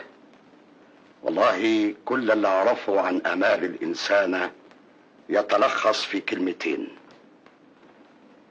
بنت حلال. بنت حلال؟ هي فعلا بنت حلال، عينيها فيهم سر محيرني. لما بتبص لي ما بعرفش اذا كانت بتشجعني ولا بتلومني. تلومك على ايه؟ ما اعرفش، هو ده اللغز اللي محيرني. شعور غريب ملك عليا كل احساساتي. للدرجة دي؟ زي ما بقولك. تبقى المسألة في منتهى البساطة، الشيء اللي محيرك اسألها عنه. بأي صفة؟ بصفتك. بصفتك صديق ليلى. طبعا يا اخي الصداقة لها حقوق. تفتكر انها ما تزعلش؟ تزعل؟ تبقى لسه ما تعرفش يا امال. على فكرة زمانها مستنياك في الاوتومبيل بتاعتها عشان توصلها البيت. ايوه صحيح. تصبح على خير يا دكتور. مع السلامة.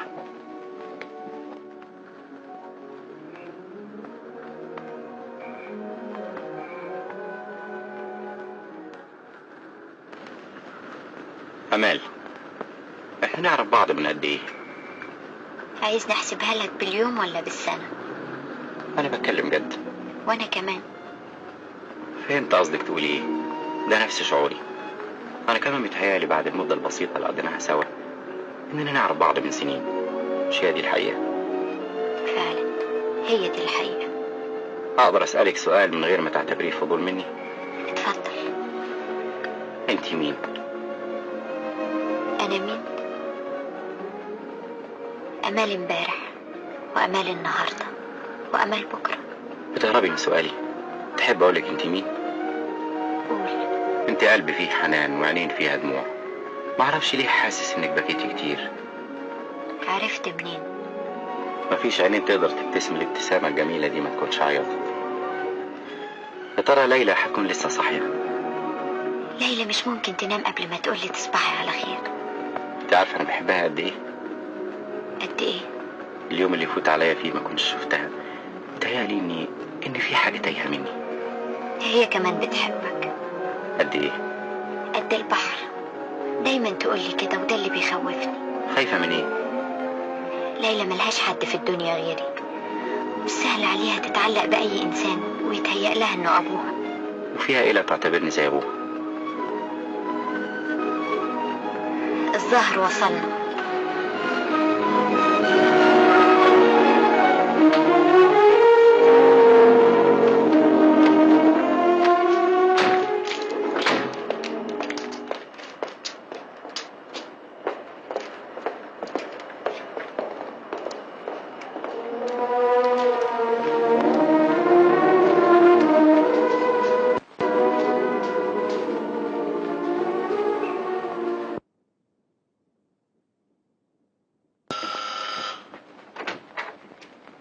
اهلا دكتور ممدوح.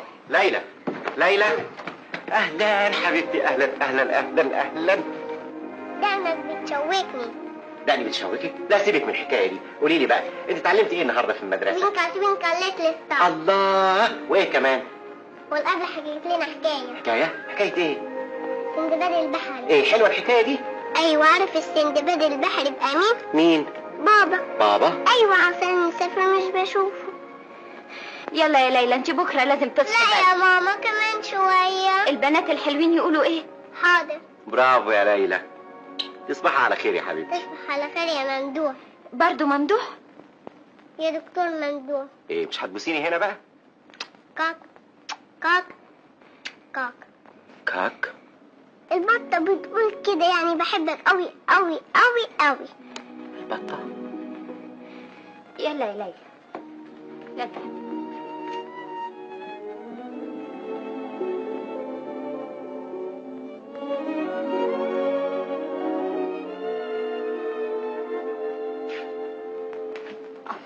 تصبحي على خير يا ليلى.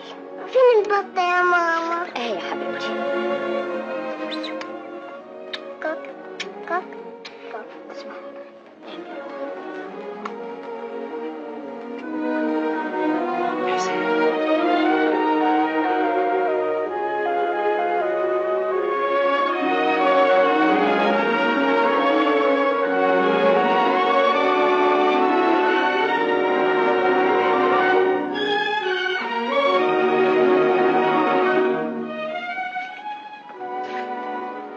يا دكتور.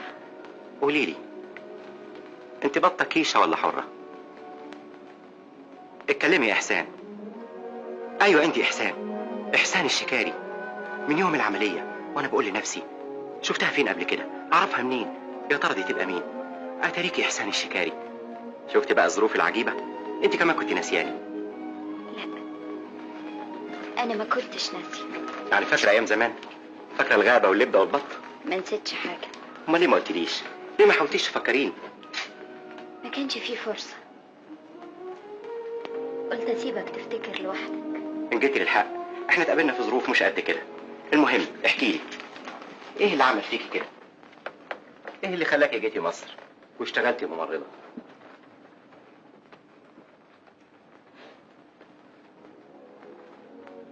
ما قلتليش حاجة يعني. مهما اقولك مش هتصدق. قد كده اتألمتي؟ فوق ما تتصور. لكن ايه اللي خلاكي غيرتي اسمك؟ ابدا أنا اسمي الحقيقي أمال.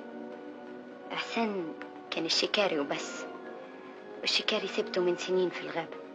بقالك كتير في مصر؟ من يوم ما اتجوزت. فين جوزك أمال؟ افترقت عنه. كنت بتحبيه؟ أيوه. كنت عايشة سعيدة معاه؟ ملحقتش أعرف، كنت ساذجة مش فاهمة الدنيا. معرفش ازاي في لحظة تهيألي انه بيحبني، ولما فتحت عينيا لقيته خرج من حياتي وسابني قدام الحقيقة المرة. ما اقدرش اوصف لك قد ايه الصدمة كانت شديدة عليا، ولو تعرف كان ايه رأيي فيه. بعد كده حاولت انساه زي ما انساني، ودورت على شغل عشان اعيش منه انا وبنتي، فاشتغلت ممرضة. ادي حكايتي كلها زي ما انت شايف، ما فيهاش حاجة جديدة.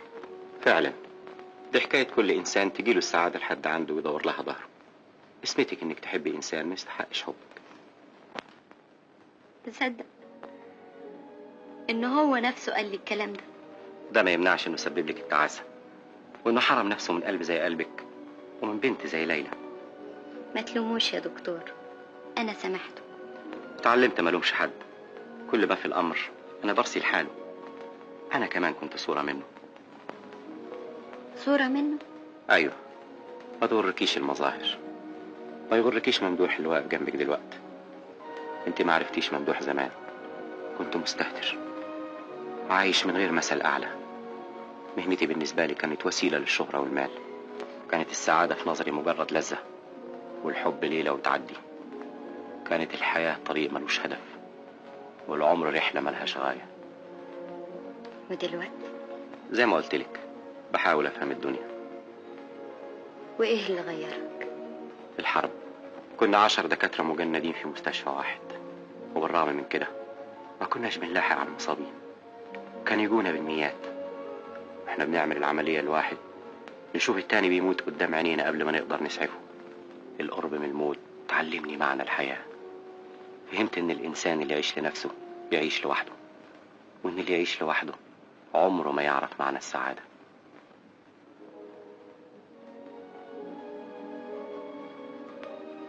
ما اعرفش ليه قلت لك انت بالذات كل الكلام ده.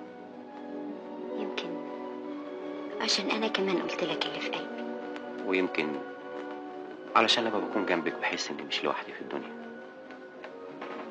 استأمال، عايزة حاجة مني قبل ما انام؟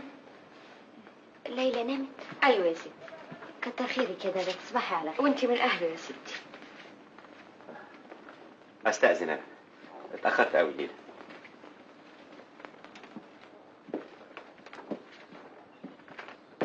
تصبحي على خير. مش عارف اقول لك يا امال ولا يا احسان. امال. تصبحي على خير يا امال. وانت من اهله يا دكتور ممدوح. ممدوح من فضلك، احنا مش طلعنا معرفة قديمة؟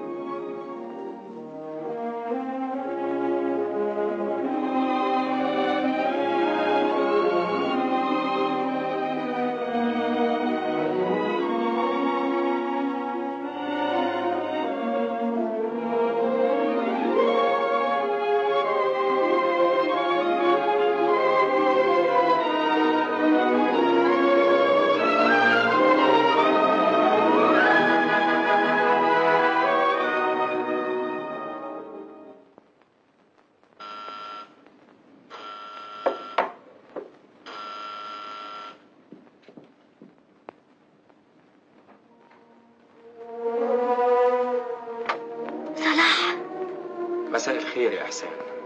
اهلا وسهلا يا صلاح، عاش من شافك. اتفضل اتفضل اتفضل يا صلاح، اهلا وسهلا. خطوة عزيزة. الله يحفظك. انا جاي اقول لك كلمتين ومروح. خير ان شاء الله. اهلك هنا في مصر بيدوروا عليكي. اهلي؟ ايوه، ابوكي وابن عمك حمدان. عرفوا ان انا ساكنة هنا؟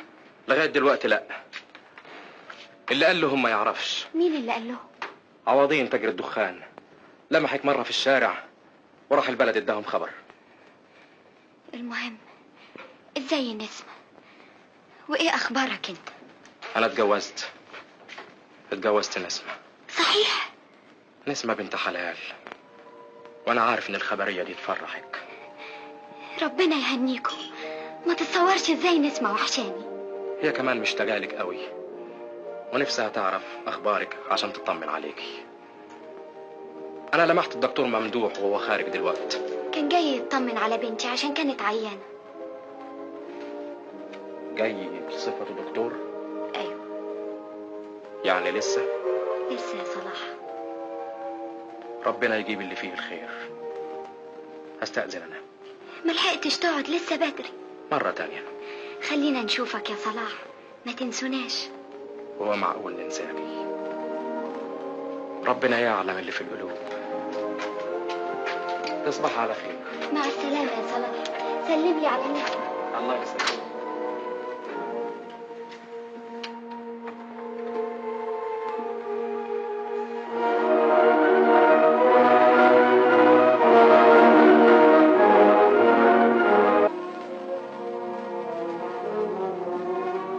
بتفكر في ايه يا ممدوح يا ابني؟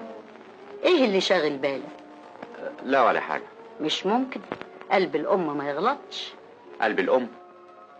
ما دام جيتيلي من الناحية دي هقول لك على الحقيقة وامري لله. ايه يا ترى؟ ايه اعز امنية عندك؟ ليل ونهار كنت بتفكري في ايه؟ صحيح يا ممدوح، جد المرة دي؟ اظن كده. ومين بنت الحلال دي اللي بختها من السماء؟ حلمك عليا يا ماما. تكونش وداد، نوال، تكونش فايزة. انا ما فكرتش في ولا واحدة من دول. امال فكرت في مين؟ فكرت في الجواز وبس، وفي الوقت المناسب هقول لك اخترت مين. المهم انها تكون بنت ناس طيبين من مقامك ومركزك.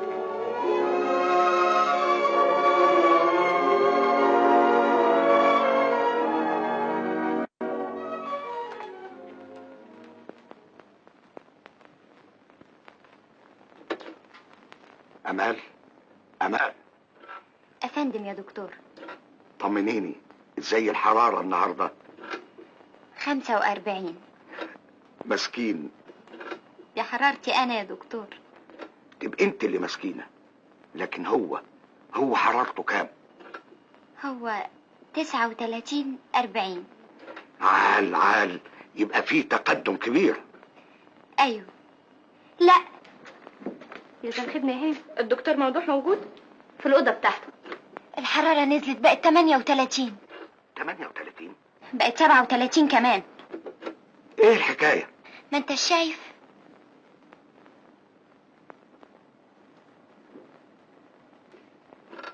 خدت بالي. بقت تحت الصفر. ما تحكميش بالظواهر، استني نتيجة الكشف.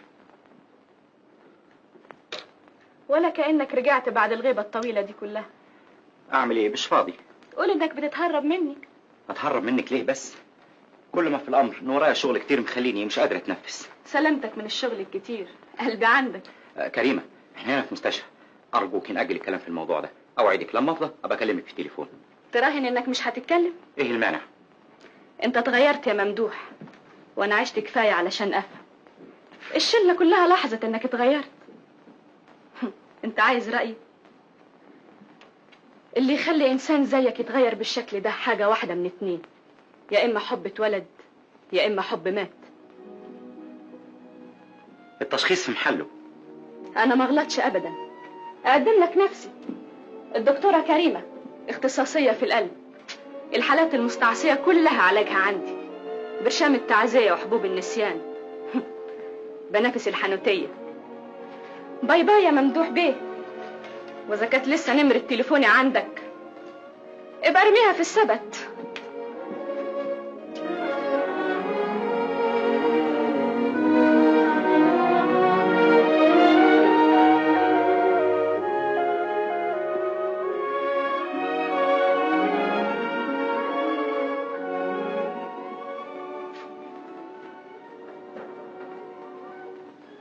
دكتور عبد الرحمن، يا ترى اقدر اخد من وقتك دقيقتين؟ طبعا. دي مسألة شخصية أحب أستشيرك فيها. بخصوص إيه؟ بخصوص أمال. أمال؟ أيوة، مش هطول عليك. مش ضروري أشرح شعوري من نحوها، إنما أحب إنك تعرف إن هي دي بنت الحلال اللي كنت بدور عليها. عال لحد كده كويس. وبعدين ناوي تعمل إيه؟ ناوي أكلمها في الموضوع وأقدمها لوالدتي. إيه رأيك؟ فكرت كويس في اللي بتقوله؟ كتير. فكرت إن أمال مش من وسطك؟ ده شيء ملوش أي اعتبار في نظري. وفي نظر والدتك؟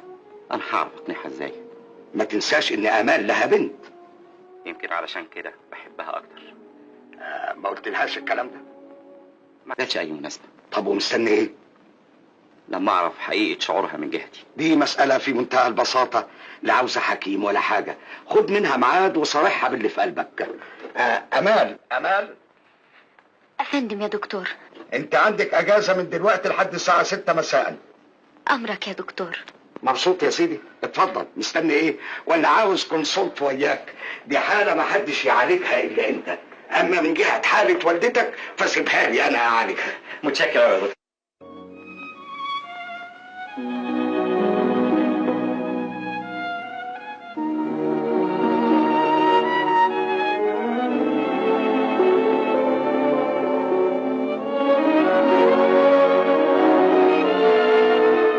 احنا ساكتين ليه؟ انت اللي قلت لي ان في حكايه مهمه عايز تقولها لي، وادي لك ساعه ما قلتش حاجه. فعلا انا كنت محضر كلام كتير بدور عليه دلوقتي مش لاقيه.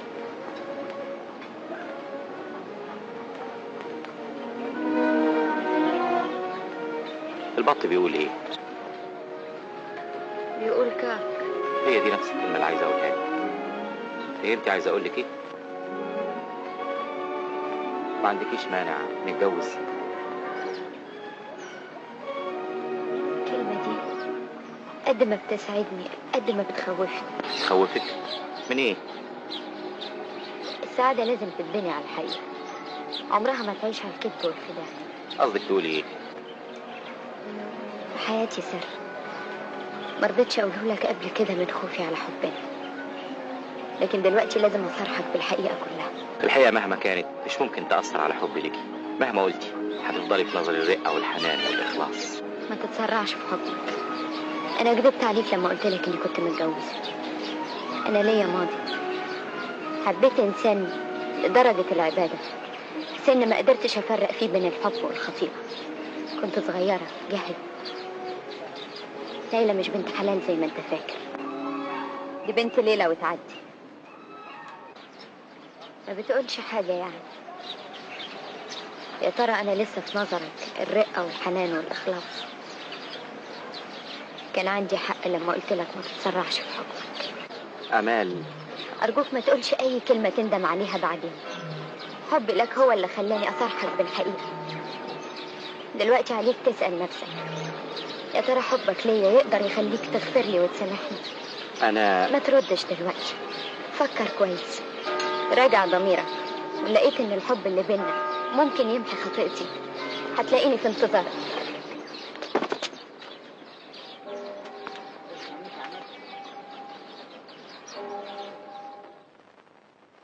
وقلت له على كل حاجة؟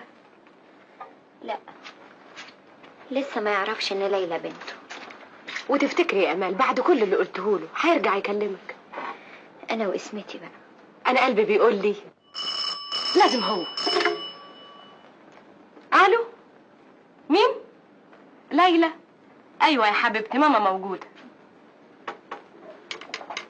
الو، ايوه يا حبيبتي. انا اتعشيت يا ماما وكلت كل اللي في الطبق، حتى اسالي دادا. شاطره. انا بحبك قوي دلوقتي. طيب مش هتجيبي لي معاكي حاجه حلوه؟ يمكن يا حبيبتي، لو ربنا عايز هجيب لك اعز حاجه في الدنيا ليكي. ميرسي يا ماما، تصبحي على خير. كاك كاك كاك. يلا يا حبيبتي بقى علشان تنامي. البنات الحلوين يقولوا ايه؟ يقولوا حاضر. اركبي الحصان وانا اسمع كلامك. اركب الحصان؟ طيب يا حبيبتي لما اروح اشوف مين واجي اركب الحصان.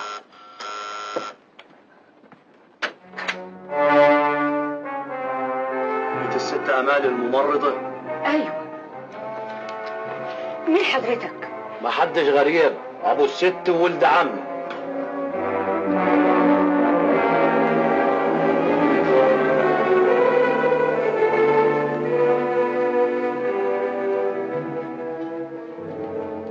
اهلا وسهلا.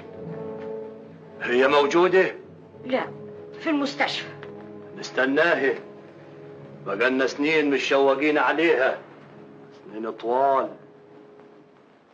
مين دي؟ أنا ليلى بنت ماما. بنت هترجع ميتة من المستشفى الصبح اديها خبر في التليفون. دلوقتي نطلبها بنفسنا. أنت أبو ماما؟ ايوه يعني أنت جدي. هو كده. طيب ليه ما بتجيش تلعب معايا وتحكي لي حدوتة؟ ما انا جيت عاد. طيب أنت ليه مش بتسلم عليا وتبوسني؟ أنت لازم مش بتحبني. طيب أبوسك أنا. جبتلي حاجة حلوة معاك؟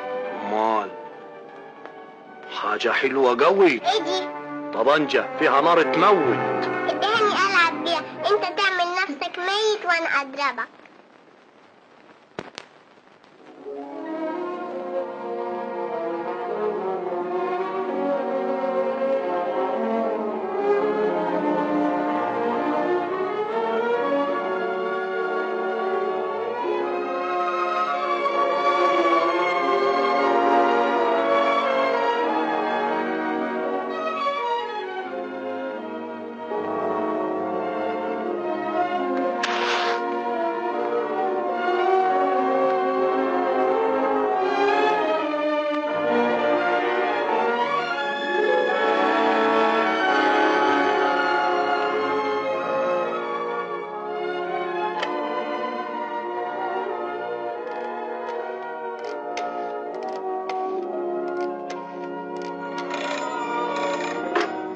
الو، مساء الخير يا دكتور ممدوح. ايوه موجوده، انا دمي ما يروحش هدر.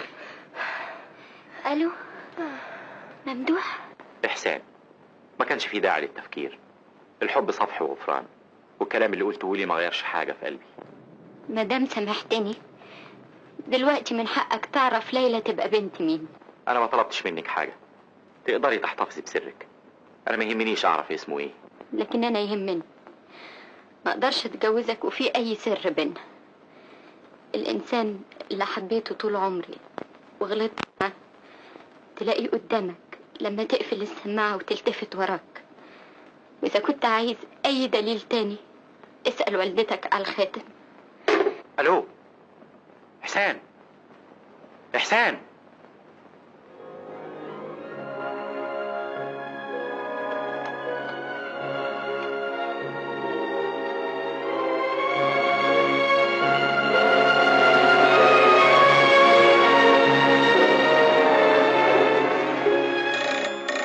اقول له مبروك بعدين يا شيخه بعدين.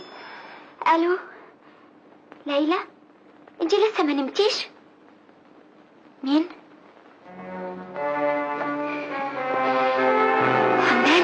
أنا حمدان ولد عمك يا حسان، ومعايا أبوكي، بنتك الغالية بين إيدي، بنتك اللي تفديها بروحك، فاهمة؟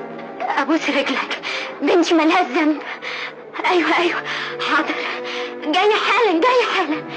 لا محدش معايا، حاجه لوحدي، فاهمه؟ فين يا امال؟ مفيش حاجه. امال قولي لي رايحه فين؟ امال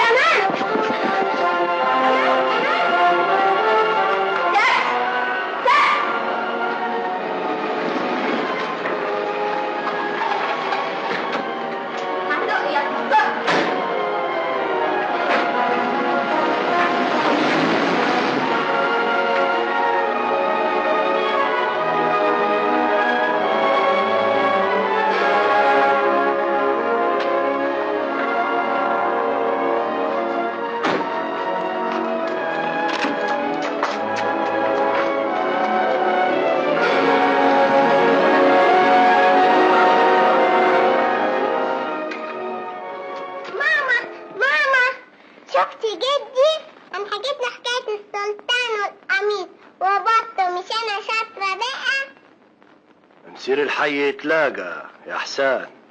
الله، انت اسمك احسن؟ خدي ليلى جوه عشان تنام، تصبح على خير يا ماما.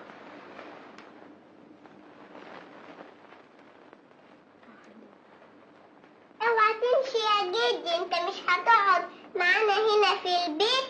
البت ملهاش قعادة هنا، خديها تنام يا ست. جدي طول قوي يا دادا، شيليني عشان ابوسه. حاضر. تصبح على خير.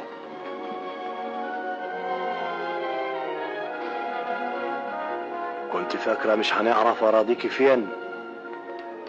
ادي بنتك اللي كنت هتدور عليها. انا عارفه انت جاي هنا عشان ايه يابا، لكن عايزه اقول لك كلمه واحده. اللي في نيتك تعمله ما يرضيش ربنا وملوش لزوم. كل شيء اتصلح يابا، النهارده بس كل شيء اتصلح. مفيش حاجة اتصلحت، مستنيه يا عمي. نسمع كلامها للآخر. كلامها مش هيقدم ولا يأخر، المكتوب عليها يصير. ما تسمعش كلامه يابا. حمدان مالوش انه يخليك تقتل بنتك من غير ما تديها فرصه تدافع عن نفسها. مالوش انه يعمل نفسه قاضي ويحكم عليا بالموت. انا صحيح غلطت، لكن دفعت ثمن غلطتي وربنا شاهد وعارف. يابا ربنا هو لوحده اللي يحاسب، هو لوحده اللي يحاكم ويحكم. والنهارده بس احلف لك ببنتي ان كل شيء اتصلح. النهارده بس ابوها طلب انه يتجوزني. النساء تتكلم والرجال تضرب، مستنيه يا عمي. يبقى مين ابوها؟ دلوقتي بس اقدر اقول لك ابوها الدكتور ممدوح. الدكتور ممدوح؟ ايوه يابا. تموت الزانية والزعل. ايدك يا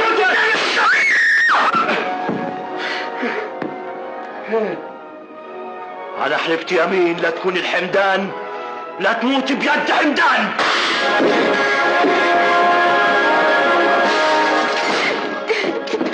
امال ابوي. ليلى. الحمد لله اللي جت فيي، يمكن ده جزاتي عشان في وقت من الاوقات نسيت ربنا ونويت اقتلك.